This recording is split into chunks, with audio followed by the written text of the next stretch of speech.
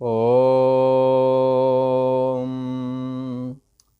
श्री योग वासिष्ठ के उपशम प्रकरण में श्री वशिष्ठ जी महाराज बोले, हे राम जी, जिनका हृदय मुक्त स्वरूप है, उन महात्मा पुरुषों का यह स्वभाव है कि असम्यक दृष्टि और देहाभिमान से नहीं रहते।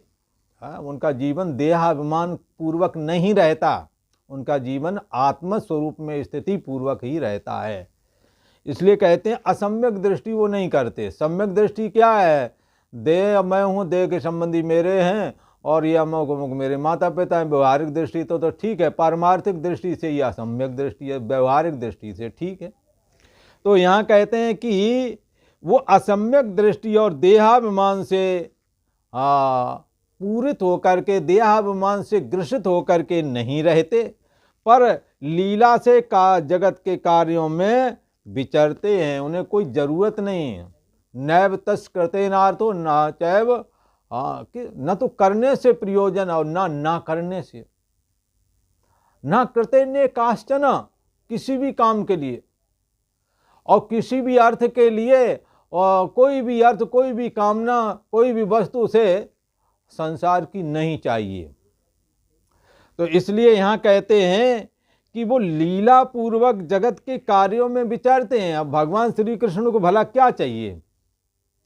फिर भी उन्होंने कहा कि हे अर्जुन, मेरे को कोई वस्तु अप्राप्त नहीं है, सब कुछ प्राप्त है, तो भी मैं जगत के कार्यों में लगा रहता हूं। एवं प्रवर्तितम चक्र नानुवर्त्यति या अघायुरिंद्रियारामो मोघम पार्थ सजीवती। ये एक सृष्टि चक्र है, ये चल रहा है, इसमें सभी योगदान कर रहे, तुम भी योगदान करो। तो आप योगदान करेंगे, कैसा करेंगे? निगेटात्मक नहीं, अनुकूल करें, सृष्टि के अनुकूल कुछ आप योगदान दें कि ये संसार परंपरा और विकसित हो, न कि गर्त में जाए।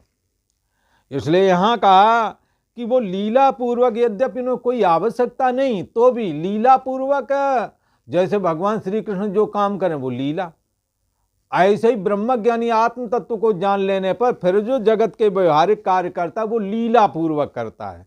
भगवान श्री कृष्ण की क्यों लीला? कि भगवान श्री कृष्ण अपने को ईश्वर मानते हैं और अहम आत्मा गुडाकेश सर्वभूताशय स्थिता, मैं आत्मा हूँ, संपूर्ण भूत प्राणियों में स्थित है, ऐसा भगवान श्री कृष्ण अपने को मानते हैं। हम भले ही कुछ उन्हें मानते नहीं, बात अलग, पर उनसे पूछा आप कौन? तो उनका अहम आत्मा गुडाकेश, हे अर्जुन मैं आत्मा हूँ और रहते कहाँ? बोले सर्वभूताशय स्थिता, संपूर्ण भूत प्राणियों के हृदय देश में रहता हूँ। मेरे से सृष्टि उदय होती है, मेरे में स्थित है, मेरे में लीन हो जाती है। मत्ता परतरम नान्यत किंचित जैसे धनंजया, मेरे से परे किंचित भी नहीं, कुछ मैं ही हूँ, ऐसा भगवान श्री कृष्ण कहते हैं। फिर वो जो काम करते हैं दिन रात, क्या दुष्ट आतताई राजाओं का अंत करना और नाना प्रकार के लीला क्रीड़ा विलास करना, ये सब उनके व्यवहारिक कर्म कैसे हैं? सब लीला हैं, करते हुए भी नहीं करते हैं। इनके अंदर करते हुए नहीं करने का मतलब, जब कोई पुरुष करता हुआ भी करने का अभिमान नहीं लेता और फलाकांक्षा और आसक्ति नहीं रखता, तो करता हुआ वो कर्म ना करने के बराबर माना जाता है, क्योंकि वो कर्म फिर पाप या पुण्य नहीं देता। भगवान श्री कृष्ण के सारे कर्म कैसे लीला पूर्वक हैं, कैसे आसक्ति और फल की इच्छा से रहते हैं। दूसरा, उनके अंदर कर्तापन नहीं है। और कैसा है?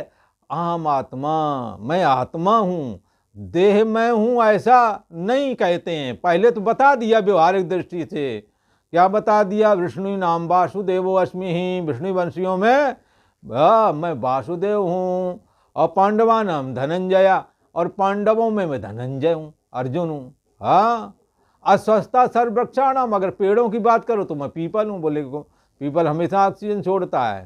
हाँ, तो इसलिए भगवान सर्वरूप हैं, और सर्वरूप आत्मा की दृष्टि थी। आत्मा की आत्मा ऐसा कोई पद पदार्थ नहीं जहाँ वो ना हो। महर्षिणाम भृगुरहूँ, महर्षियों में मैं भृगु हूँ। स्थावराणाम हिमालय, कभी न चलने वाला जो कोई पर्वत है वो हिमालय है।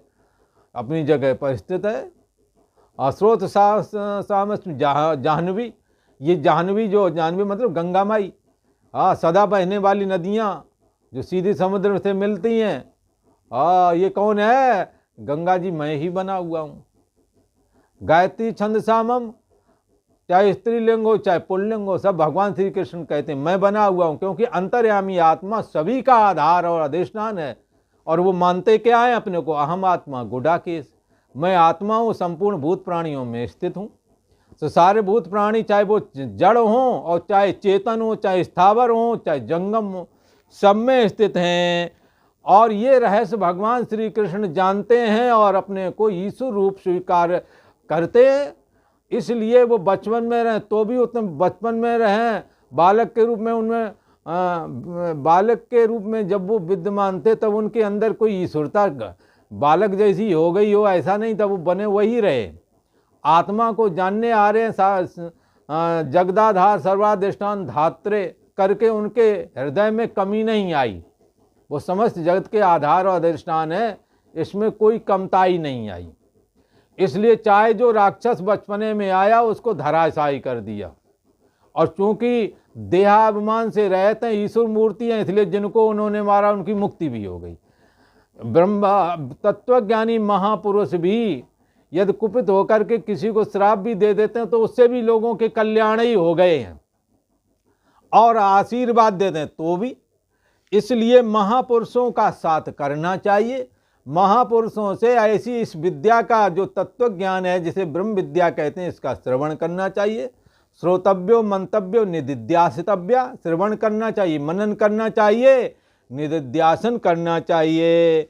यहाँ भगवान श्री राम प्रभु से श्री वशिष्ठ जी महाराज कहते हैं कि लीला से जगत के कार्यों में तुम्हें विचरण करना चाहिए, ना कि कर्तापन होकर के। जीवन मुक्त, ये जो महापुरुष हैं, जो आत्मा में स्थिति जिनको प्राप्त हो गई है, वो क्या है? असम्यक दृष्टि को नहीं धारण करते, देहाभिमान से ग्रसित नहीं रहते, और कर्तापन न होने की वजह से सारे काम उनके लीला पूर्वक होते हैं। और कैसा है? जीवन मुक्त शांत रूप है। ऐसा जो जीवन मुक्त जीवन रहते, जीवन स्वरूप जो ये देह है, इससे रहित हो गए, देहाभिमान से रहित हो गए। और फिर जो परशेष से जो तत्व बचा, सा आत्मा सब विज्ञेय, वो आत्मा है, उसी को जानना चाहिए, उसको उन्होंने जान लिया। तो वो कैसे हो गए? शांत स्वरूप। क्योंकि आत्मा कैसा है? शांत स्वरूप है। जगत की गति आदि अंत और मध्य में, जगत की गति कैसी है? आदि अंत और मध्य में विरस, कोई रस नहीं है। बचपने में भी का रस आया? लोग हड़काते थे अच्छे तरह बचपन। अब तो अब माँ बाप जो है, एक एक दो दो उनकी संतानें होती हैं, तो वो उनको मोह बहुत है। अब जल्दी से डांटते नहीं, पहले बात करना, बाद में पहले एक थप्पड़ लगा देना। तो क्या है? आदि अंत। शुरुआत में भी पढ़ने आदि के लिए माता पिता कहते हैं तो बड़ा परेशानी बच्चे को महसूस होती है।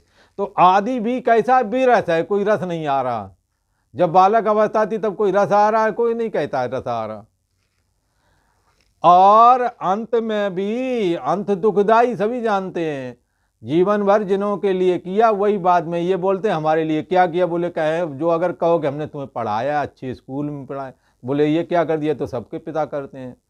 अब किसी तरह एहसान मान ही नहीं रहे। तुमने जान लगा के पढ़ाया, एक गिलास का इंतजाम नहीं, पानी का। आप यहाँ पढ़े, लड़का कहीं दूसरे विदेश पढ़ा, आ भी जाए तो फिर उसको अब वो अभ्यास छूट गया कुछ करने कराने का। पहले कुछ कराया नहीं, हाथ पैर उसके पहले ही काट डाले तुमने। हाँ, यहाँ काट डालने का मतलब यही है कि उसको अकर्मण इसलिए भी अब बना दिया कि आपने कुछ करवाया ना, ताकि ये पढ़ ले, और उसके अंदर वही संस्कार भर गया। अब वो जो भी कमाता है, एक पोछा वाली रख ली, भोजन बनाने वाली रख ली, कुछ किराया दे दिया, बदली पोत बराबर। बोले कितना कमाते हैं? पूरे लाख प्लस कमाते हैं। बोले क्या होता? बोली पोत बराबर। हाँ, तो ये क्या है? आपकी मदद के लिए उनके पास टका नहीं है। तो क्या है? ये सब करने के बाद में भी सेवा से भी वंचित, अर्थ की दृष्टि से मदद करने से भी कई लोग वंचित हो जा रहे हैं। अर्थ की दृष्टि से भी उतनी मदद नहीं मिल पाती माता पिता को। तो यहाँ कहते हैं कि जगत की गति कैसी है, आदि अंत और मध्य में विरस है, और कैसी है, नाश रूप है, अंत में नाश है सबका। ऐसी कोई वस्तु नहीं, ऐसा कोई कार्य नहीं जिसका लास्ट में अंत ना हो जाए। इससे वो महापुरुष क्या है, इस जगत की गति का विचार करके कैसे हो जाते हैं, आत्मा में स्थिति प्राप्त करके शांत रूप हो जाते हैं। सब प्रकार अपना कार्य करते हैं, सब वृत्तियों में स्थित होकर के, सारी वृत्तियां तो बदलती रहती हैं। कभी कैसी वृत्ति, क्षण क्षण में वृत्ति बदलती है, कभी वैराग्य की वृत्ति, कभी राग की दृष्टि, कभी घर गृहस्थी की वासना, कभी काम वासना, कभी क्रोध वासना, कभी लोभ वासना, कभी राग द्वेष। ये वृत्तियां बराबर बदलती रहती हैं, एक जैसी हमेशा नहीं रुकती। कुछ समय के लिए थोड़ी वृत्ति यदि कोई रुक जाए तो ऐसा नहीं समझना कि बनी ही रहेगी, वो एक दिन वो भी वृत्ति नहीं रहती। क्यों, संसार का ये स्वभाव है, ये संसार परिवर्तनशील है और इसमें कोई भी वृत्ति सदा एक जैसी नहीं टिकती। इसलिए कोई यदि ऐसा कहे कि नहीं हम तो समाधि में ही बने रहेंगे, तो समाधि में बहुत समय रह सकते, ये तो है, पर समाधि भी टूट जाती है। कहें कि हम सोते ही रहेंगे, तो ये सोनापना भी, आप मत उठाओ बच्चों को, वो खुद ही अपने आप उठ जाएगा, कब तक सोएगा। इसी प्रकार जागना, आप जागते रहो, आप अपने आप लुढ़क जाओगे, सो जाओगे। तो ये तो एक ईश्वरी प्रदत्त एक प्रक्रिया है जिसके तहत ये जीव गुजर रहा है। और अहंकार विमूढ़ात्मा कर्ता हम इति मन्यते, अहंकार से अंधा यह जीवात्मा अपने को कर्ता मान लेता है। करने कराने वाला तो कोई और ही है। आप खिलाड़ी, आप खिलाड़ी है, वो अपना खेल खेलता है, डोरी झटकता है। उमा दारू जोशित की नाई और राम न चावे सवै गुसाई। ये अंतर्यामी आत्मा अपनी सत्ता के द्वारा ये आत्मा राम सबको नचाते हैं। भगवान राम को श्री वशिष्ठ जी महाराज कहते हैं कि क्या कह रहे हैं कि उन्होंने हृदय से ध्येय वासना त्याग दी है। ध्येय वासना की है, संसार से हमें कुछ मिल जाएगा, तो ये वासना उन्होंने त्याग दी है। निरालंब तत्व का आश्रय लिया है जिसका कभी अंत नहीं आता।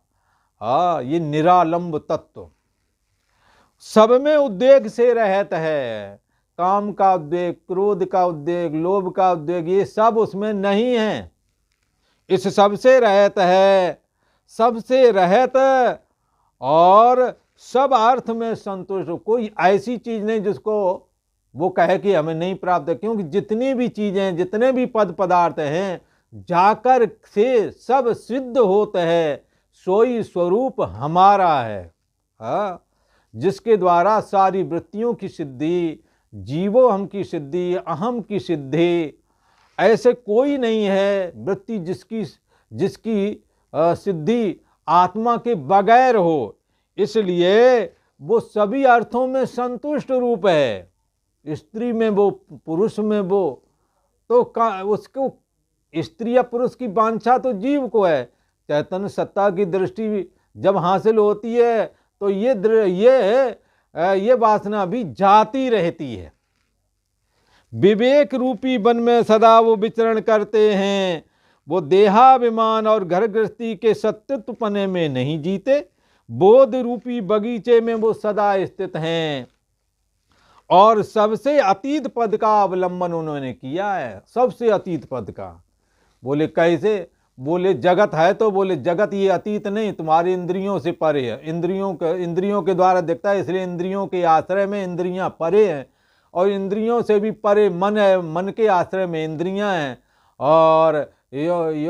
और मन के भी परे बुद्धि है, और बुद्धि को भी जो जानता है सा आत्मा। यो बुद्धि परतस्तु सा, जो बुद्धि से भी परे है, सबसे अतीत पद, उसी का अवलंबन इसने कर रखा है। इसलिए इसने सबका सबसे अतीत पर धारण किया है।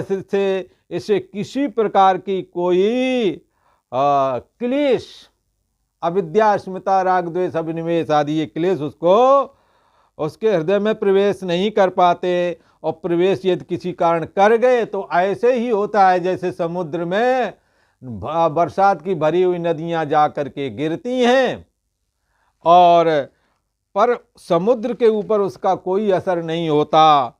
उनका अंतःकरण पूर्णमासी के चंद्रमा के समान शीतल हुआ है। संसार के पदार्थों से वो कदाचित उद्वेगवान नहीं होते। उद्वेग और असंतुष्टत्व, उद्वेगपना और संतुष्टि का न होना, दोनों से वो रहित हो जाते हैं। आत्मा के जानने वाले की ये अपार महिमा है। आज इतना ही। ओम।